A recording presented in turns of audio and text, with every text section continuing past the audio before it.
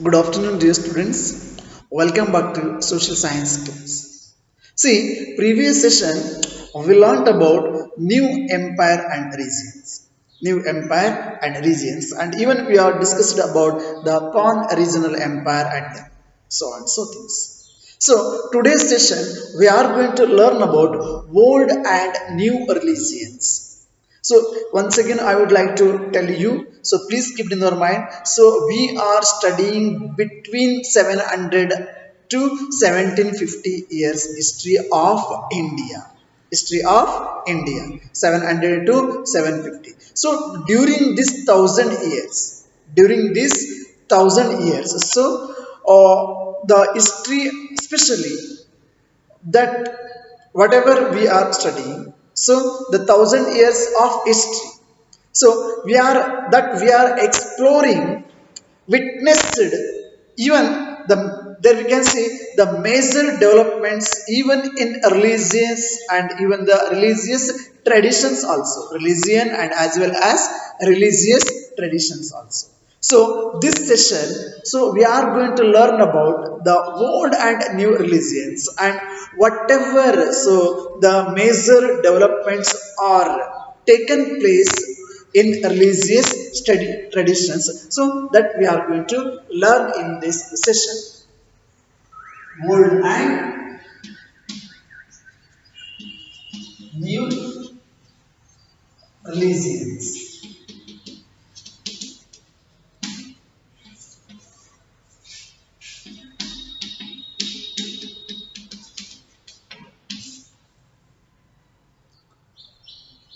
See,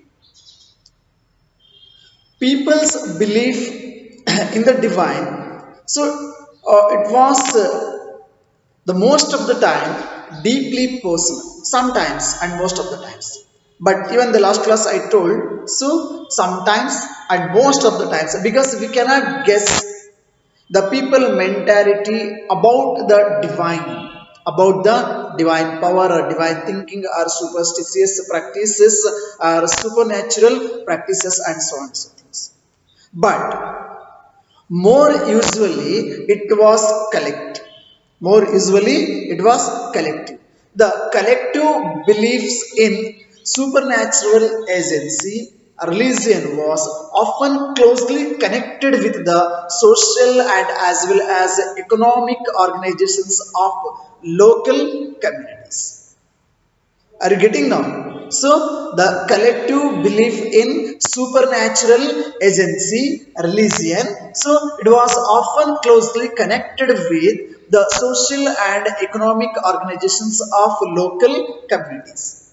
See, as the social worlds of these groups altered, so too did their beliefs. Too did their beliefs. See, it was during this period that important changes occurred in what we call in the present days, that is about Hinduism. What we call in the present days Hinduism. So here we can see a lot of the development and the changes, so during this period, even in Hinduism, what we are calling in the present day.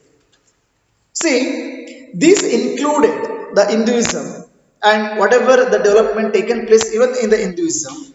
So this included the worship of new deities, the worship of new deities, the constructions of temples,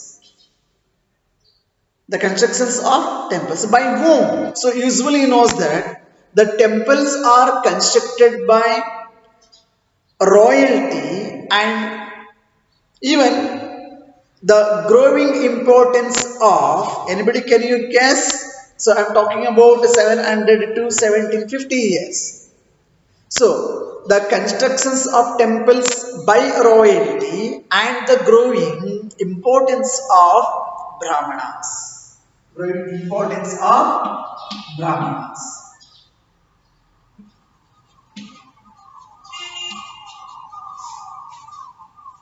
So I would like to clear one thing about this topic. So whatever I am going to discuss with you, so it is all about only this respective topic. Are you getting now? So not to hurt or not to tell any other things. So it is in text. So that's what. So I would like to clear. So please don't feel anything regarding this discuss. Okay. See, dear students. So once again, I would like to repeat. So during this period, the important change occurred in Hinduism. What we are calling or what we are experiencing and what we are now looking. So the maximum we all of you belongs to Hindu. So there are different religions. So throughout the world, so there are 8 religions are considered as major religions. So all these 8 major religious people are living even in the present India also. Now I'm talking about Hinduism. So what are the changes, important changes occurred during this period? See, this is including so the worship of the new type of deities, the worship of new deities also, and even the constructions of temples by royalty and the growing importance of Brahmanas. Not only the Brahmanas, even the priests, Brahmanas priests, and then don't find sir, most of the priests are priests are from Brahmanas only. Yes, of course, there is no doubt. So the most of the, even the present day also, the most of the priests are come from so that particular respective category. See, actually these Brahmanas and priests. Okay, so these groups are dominant groups in the society during this period. During this period, dominant.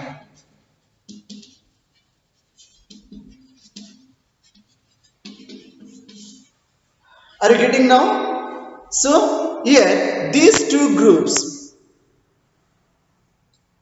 are very dominant groups in the society during this period. The Brahmanas and priest class society.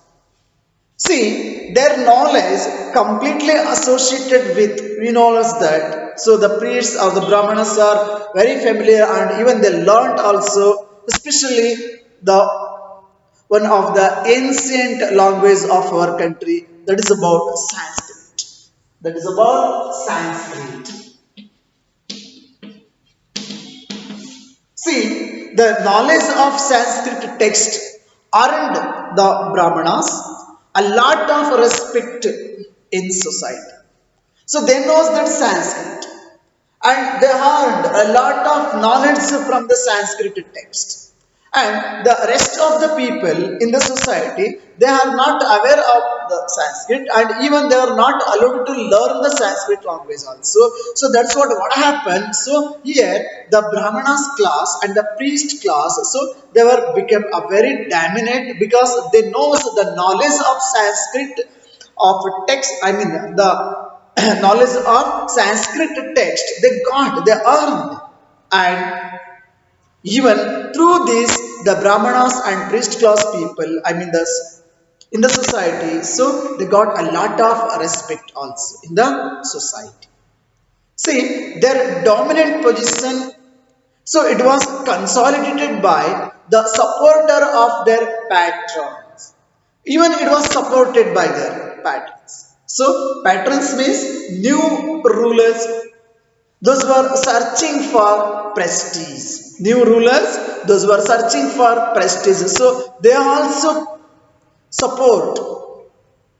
So they also support to these class people in this society. So from whom they are supported now? Patron.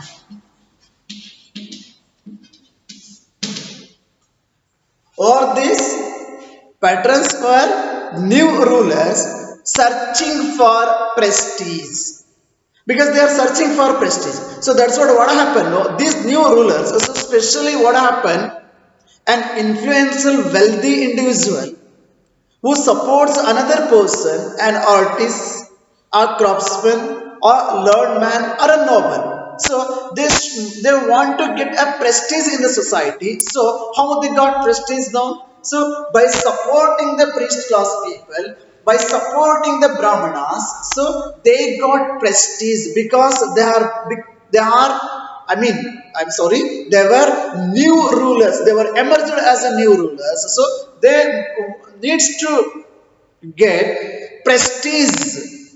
So with the help of by supporting Brahmanas and their priest class people. Are you getting now? So here, one of the major development of this period was the emergence of the idea of the bhakti. One of the important the development so which was taken during this period. So that was the emergence of the idea of bhakti.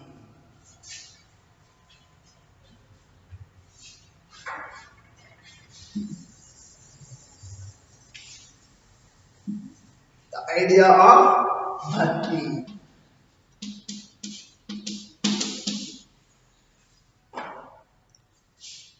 See, what is the meaning of bhakti?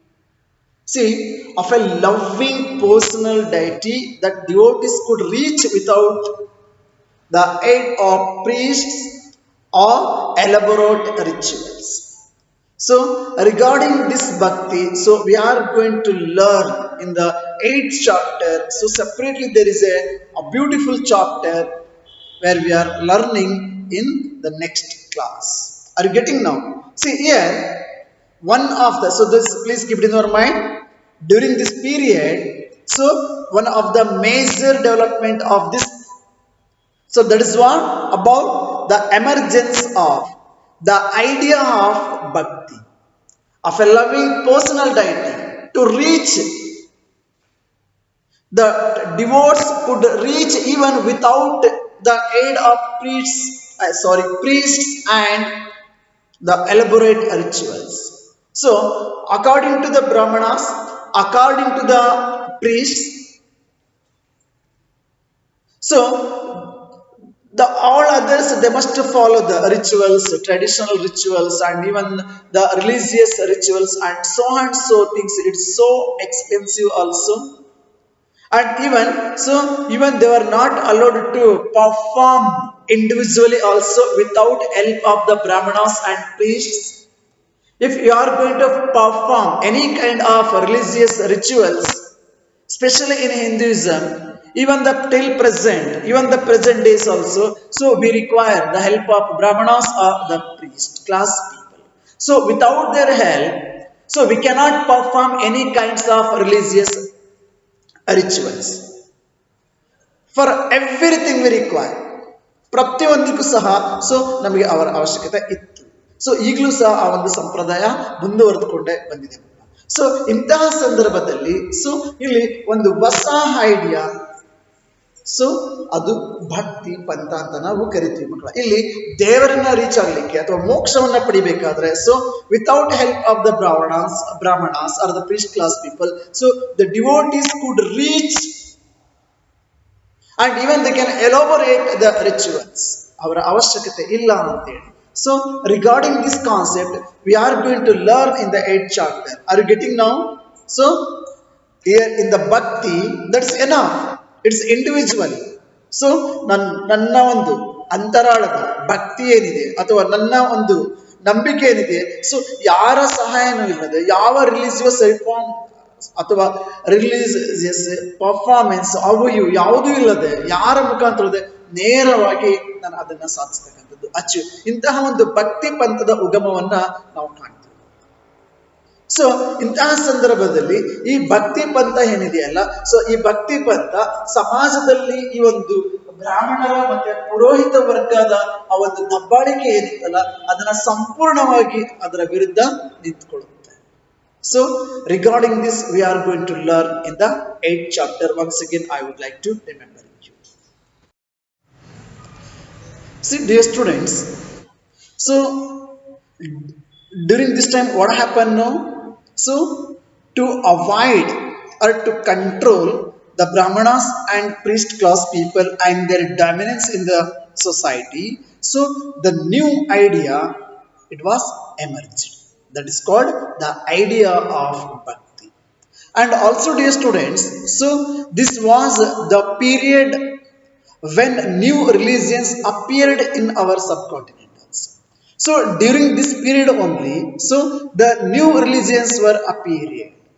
The new religions were appeared in our subcontinents. Why? Because no, the merchants and migrants. So the merchants and migrants. So first brought the teachings of the Holy Quran to our country. So it is very clear that the merchants and even the migrants, so first time brought the teachings of the Quran, the teachings of the Quran in India in the 17th century. So the teachings of Quran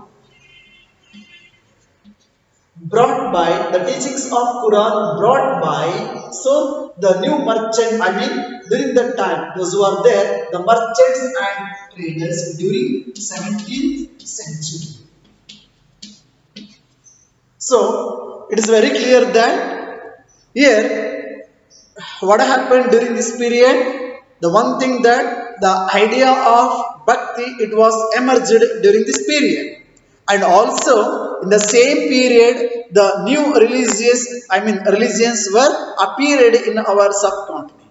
So firstly during 17th century the idea of the, I mean, the teachings of the Holy Qurans so were brought by the merchants and the migrant people first time in our subcontinent.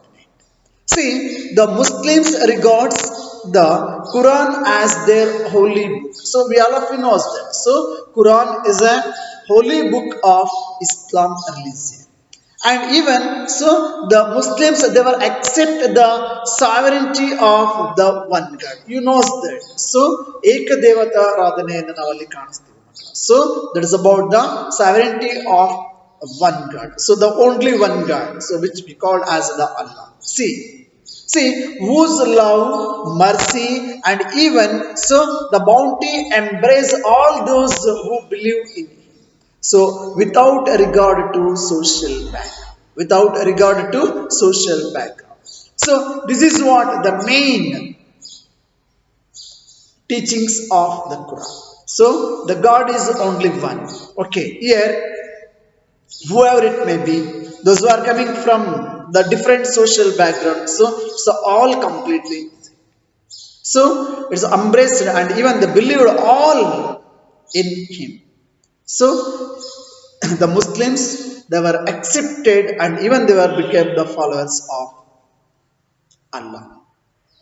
And the next thing, the so many rulers were patrons of the Islam and even the ulema. So they are the religious head and as well as so those who are learned the theologians and jurists. ಇಸ್ಲಾಂ ಧರ್ಮದಲ್ಲಿ so ಆ ಒಂದು ನ್ಯಾಯವನ್ನ ನೀಡತಕ್ಕಂಥವ್ರನ್ನ ಉಲೇಮಾ ಅಂತೇಳಿ ಕರೀತಾರೆ. So here the many rulers var patterns of Islam and the ulemas. So those who are learned theologians and jurists. ನ್ಯಾಯವನ್ನ ಒದಗಿಸ್ತಾರೆ. And like the Hinduism, Islam was also interpreted in a variety of ways by its followers. How the Hinduism it was interpreted by in a different way by the different followers. So the same way the Islam also it was interpreted by variety of ways by its followers. So there were we all of you knows that the two major categories Shia and Sunni.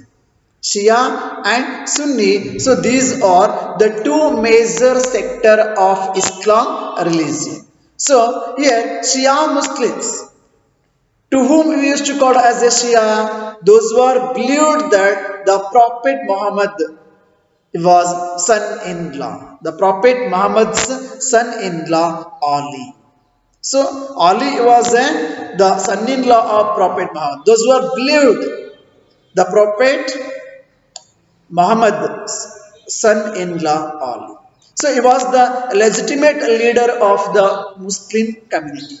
So the Ali was the legitimate leader of the Muslim community, and the Sunni Muslims those who are accepted the authority of the early leaders of the community, those who are well known as Khalifs. So it is very clear that. So once again, I would like to repeat. Please look here. So in the Muslim religion, in Islam,